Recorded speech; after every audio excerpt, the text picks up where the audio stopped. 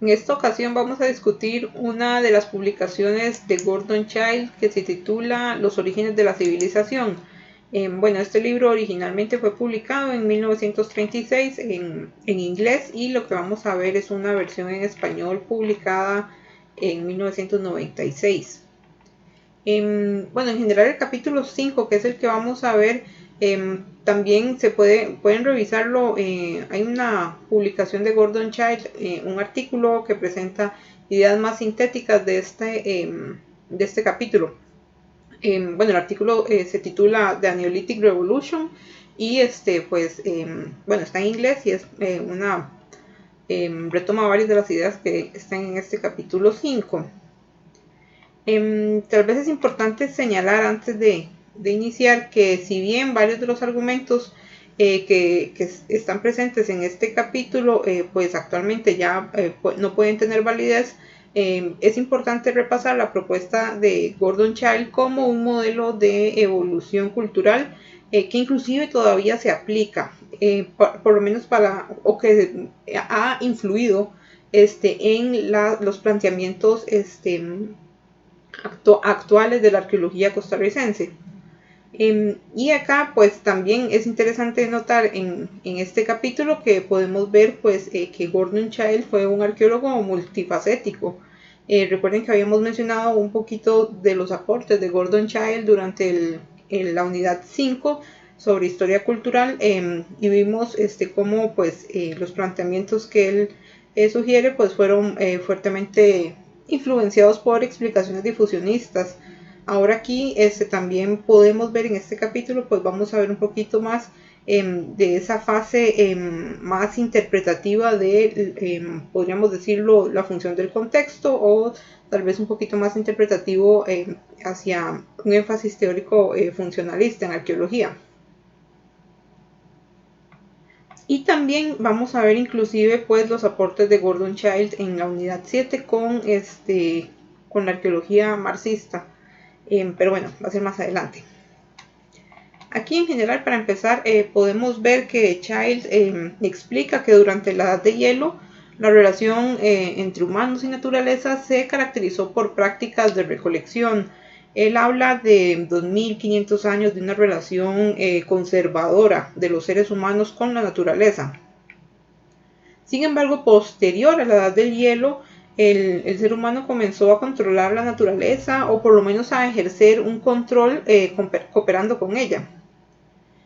Aquí vamos viendo que Childe nos habla de revoluciones en la relación humano-naturaleza, y pues que transforman, que van a tener un impacto en la economía de los seres humanos.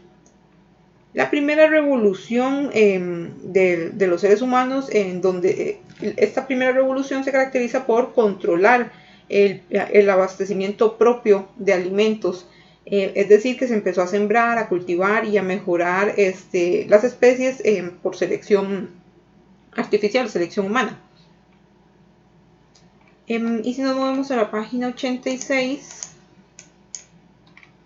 ok, aquí vamos viendo que él discute de que existen varias propuestas sobre el origen de la agricultura y la crianza de animales. Vemos que él nos habla que una opción es que primero se dio la agricultura y luego la crianza de animales. Otra opción es que en algunos grupos fue primero la agricultura y en otros grupos fue también simultáneamente. También en otros grupos se dio primero la crianza de animales. Y también hay pues opciones que mencionan que el pastoreo fue previo a las prácticas agrícolas.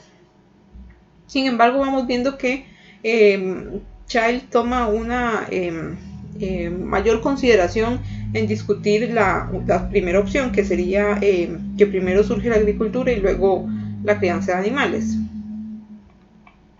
Aquí vamos viendo que nos comenta sobre el trigo y la cebada, que sobresalen sobre el resto de plantas, principalmente sobresalen por los nutrientes que presentan, por su productividad y la capacidad de almacenamiento de estos granos. Y en la página 87 vamos viendo que él discute la siembra que la siembra de estos granos pues demanda mucho trabajo, pero es estacional. y por lo tanto se puede complementar con otras actividades o con otras tareas. También vemos que las grandes civilizaciones del Medio Oriente se construyeron sobre la producción de estos cereales. De modo que para el caso europeo, pues Child va a ir sugiriendo que se enfoque la atención en el trigo y la cebada, en los roles del trigo y la cebada para como sustento de la economía de las sociedades europeas. De modo que en estas páginas pues va reconstruyendo las posibles cunas del origen de estos granos, que en general nos habla que no fueron en Europa, sino más que todo como en Medio Oriente. Y en la página 88, sí, pues él va discutiendo sobre esta domesticación de los granos, más que todo. Pero brinquemos a la página 89. Acá es interesante notar que Child va centrando más su discurso sobre las revoluciones. Aquí él va explicando, por ejemplo, menciona que la introducción de una economía productora de alimentos afectó como una revolución a las vidas de todos los involucrados en ella, lo bastante para reflejarse en la curva de la población. Noten que a pesar de la carencia de datos demográficos para la propuesta que Child presenta, él plantea que la intensificación de la producción agrícola o de la producción de estos granos pudo incidir en un aumento demográfico. Es interesante señalar que el trabajo de Child fue influyente a nivel europeo y también americano. Por ejemplo, muchos de los planteamientos que aquí ustedes están leyendo influyeron directamente en el enfoque teórico conocido como la arqueología social latinoamericana. Pero esta va a ser una teoría que ustedes van a revisar hasta el curso de teorías antropológicas 2. Bueno, continuando con la lectura, nuevamente observamos que la propuesta teórica de Child respecto a la relación entre intensificación agrícola y demografía continúa en esta misma página.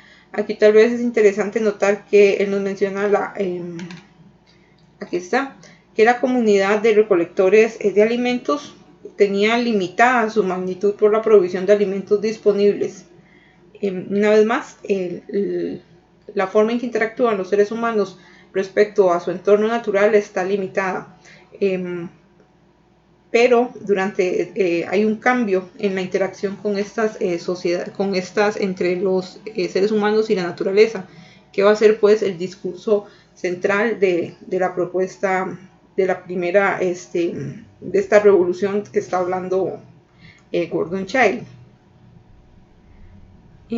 Ok, entonces, y si nos movemos aquí mismo en la página 89, Child menciona que aquí podemos ver que las mejoras en la técnica o la intensificación de la caza y la recolección llevadas más allá de cierto punto producirían la exterminación progresiva de los animales de caza y la disminución absoluta de las provisiones. Una vez más, para ir viendo los cambios en que interactúan los seres humanos con su entorno natural, esto en comparación con la época que nos habla previa a esta revolución, es decir, la edad de hielo.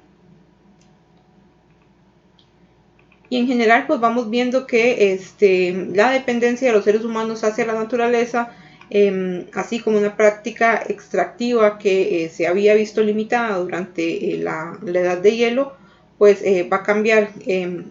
Es decir, que esta práctica extractiva limitada por la reducción de recursos y acompañado a un aumento demográfico, es decir, aquí vamos a ver que hay más bocas que alimentar, pues todo esto va a conducir, o más bien todo esto condujo a la invención de técnicas para incrementar la provisión de alimentos y así romper los límites impuestos por la naturaleza. Y bueno, vamos viendo que pues el ser humano ya no solo depende de la disponibilidad de los recursos naturales, sino que ahora los humanos controlan la capacidad del ambiente para producir y por lo tanto controlan la disponibilidad de los recursos. Y si continuamos aquí en esta última sección de la página,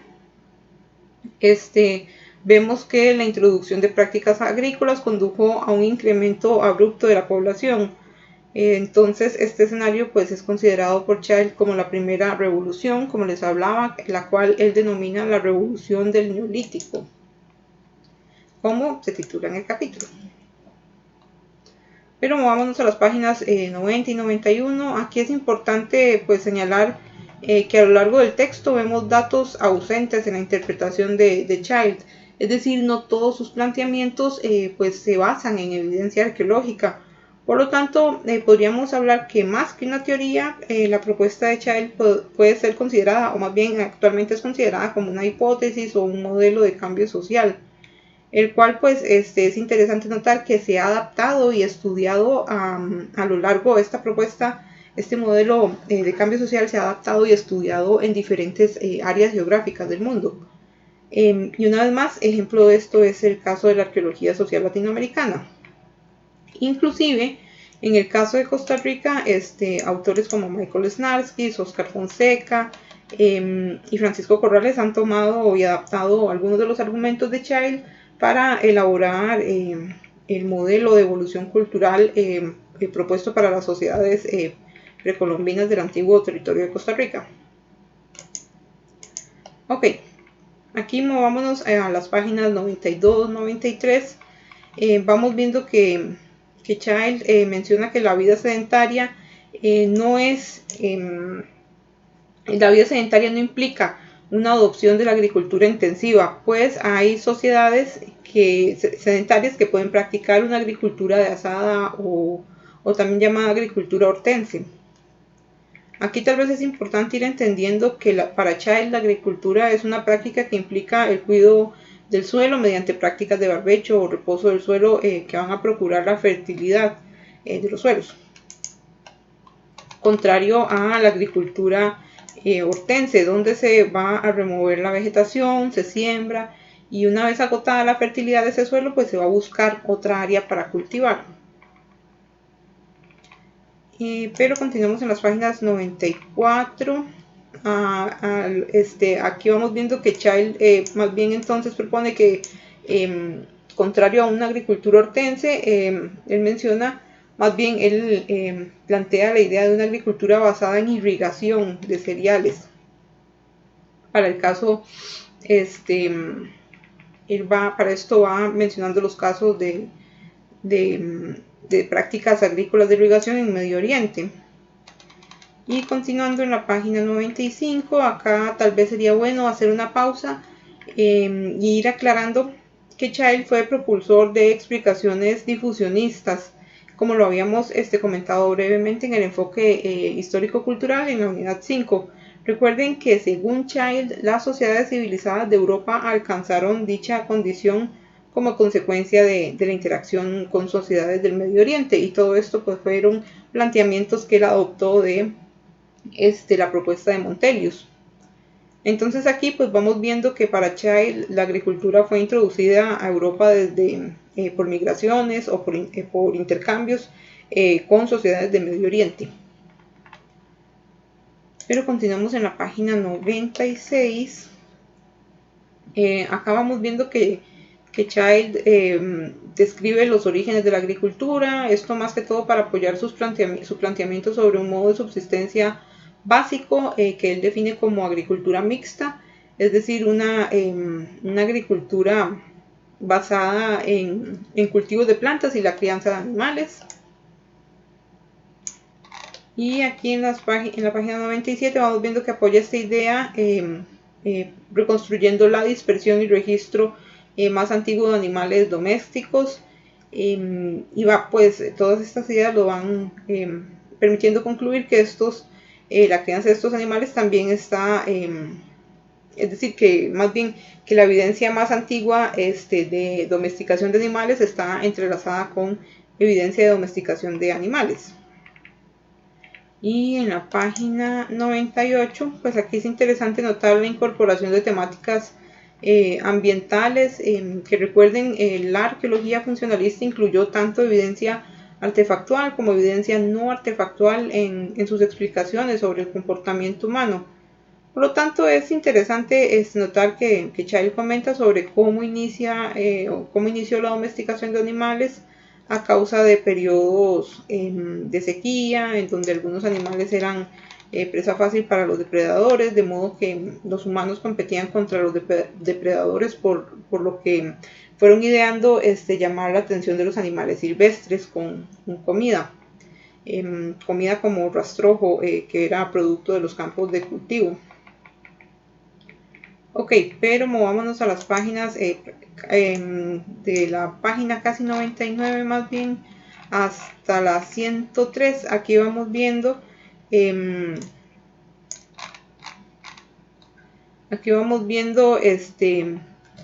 que pues, o más bien retomando respecto al inicio de lo que Child plantea en el capítulo. Recordemos que pareciera que Child es partidario del surgimiento de la agricultura previo a la domesticación de animales. Sin embargo, pues esta idea no sería válida de plantear, porque él es partidario más bien de una agricultura mixta. Y vemos que él pues va argumentando que ambas prácticas se complementan. Aquí en estas páginas vamos prácticamente de la 101 a la 102. Vamos viendo que él continúa comentando sobre la incorporación de animales silvestres que luego fueron domesticados para contribuir durante actividades económicas cotidianas de estas poblaciones.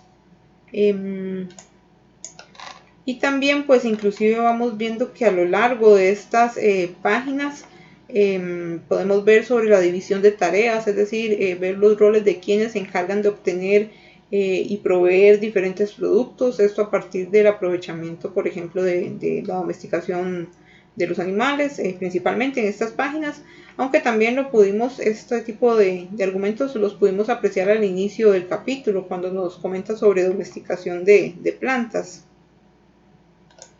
Ok, aquí podemos brincar directo a la página 103.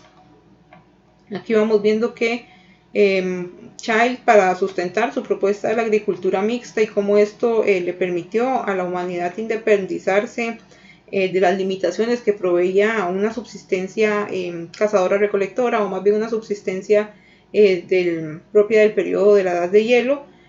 Vemos que, por ejemplo, en esta página él menciona que la agricultura, por ejemplo, él menciona en la agricultura mixta, la ganadería asumió una función equiparable a la del cultivo dentro de la economía productora de alimentos, una vez más para reforzar esa complementación entre prácticas agrícolas y de crianza de animales o de ganadería. Y en la página 104 vamos viendo que la agricultura mixta no desplazó a la recolección de alimentos o a la caza. Sin embargo, estas prácticas fueron perdiendo relevancia hasta la llegada de la segunda revolución que comenta Child. Por otra parte, vamos viendo que el almacenamiento de recursos, vamos viendo un tema interesante que sería el almacenamiento de recursos excedentes. Él menciona que otra labor importante dentro de las prácticas económicas de estas poblaciones. Y aquí en la página 105 vamos viendo que esta práctica de almacenamiento pues serviría para afrontar periodos de sequía o soportar el crecimiento de la población, de modo que el rendimiento de los cultivos y los rebaños pues superó las necesidades inmediatas de la población. Además vamos viendo que la economía mixta permitió una producción autosuficiente, es decir, sin dependencia del trueque, para abastecer las necesidades vitales de cada grupo social. Pero esta autosuficiencia en las páginas, si nos vemos a la página 106, vemos que esta autosuficiencia no llevó al aislamiento de los grupos sociales, ya que pues continúan interactuando entre sí, entre diferentes poblaciones. Child nos menciona que no existió una autosuficiencia económica total, pues el registro arqueológico demuestra prácticas de intercambio o de comercio de objetos. Aquí también tal vez es nuevamente importante detenernos un momento y que reflexionemos. Si bien la arqueología funcionalista introdujo algunos planteamientos previamente discutidos durante el evolucionismo unilineal, por ejemplo como lo fueron las unidades de análisis nombradas estadios de progreso, Vemos que la arqueología funcionalista no pretendía ser universalista. Pues como vamos viendo en estas páginas, Child explica que su propuesta de la economía neolítica no puede explicarse de manera universal en la historia.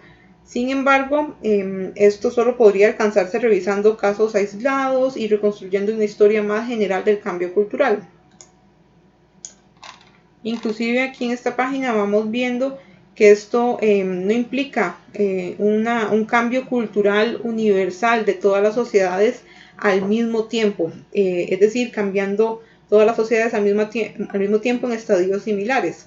Y esto último pues ejemplifica que la arqueología funcionalista pues va a mantener una distancia respecto a las propuestas, los planteamientos originalmente mencionados en el evolucionismo unilineal. Ok, pero vámonos a la página 108. Acá vamos viendo que esta diferenciación entre arqueología funcionalista y arqueología evolucionista unilineal. Aquí podemos ver que Child comenta que cada una de las culturas tiene sus propios tipos distintivos de herramientas, vasijas, armas y ornamentos, lo mismo que su arte y sus ritos funerarios peculiares. Aún las aplicaciones de la misma economía fundamental difieren de un grupo a otro. Y nuevamente pues vamos viendo ese carácter, el abandono de planteamientos de carácter universalista propios del evolucionismo lineal que no se retoman en la arqueología funcionalista. Y si nos movemos aquí a la página 109, pues vamos viendo que las particularidades culturales y económicas de cada grupo fueron, él menciona que fueron producto de distintas adaptaciones tecnológicas, así como ese carácter autosuficiente de cada grupo social. Pero continuemos en la página 110. Si bien las sociedades fueron autosuficientes, siempre se mantuvieron conectadas, como habíamos mencionado. Y acá vemos nuevamente la influencia del difusionismo en las ideas de Child o en lo que él plantea en este capítulo. Child comenta que el intercambio fue una estrategia de vital importancia para el progreso humano. Entonces vamos viendo que Child generaliza cómo la civilización hace una generalización del concepto de civilización neolítica, que implica que esta generalización implica una amplia diversidad de grupos sociales con características particulares, pero que van a compartir una serie de atributos en común. Si bien él es cuidadoso en mencionar que no se puede universalizar, no se puede partir de un cambio social universal o de una categoría universal sobre civilización neolítica o sobre revolución neolítica como tal, pues sí él realiza ciertas generalizaciones en el sentido de que plantea que los grupos sociales del neolítico pues comparten atributos en común a pesar de las particularidades de cada uno de estos de cada una de estas sociedades. Por ejemplo, él menciona que va mencionando que estas sociedades comparten una serie de atributos en común, por ejemplo, pues la agricultura mixta, otras variables también, así como otra serie de variables utilizadas para variables económicas dentro de la subsistencia de estas civilizaciones, de estos grupos sociales, perdón, durante todo el periodo que abarcó principalmente pues del 6000 a.C. al 1800 después de Cristo.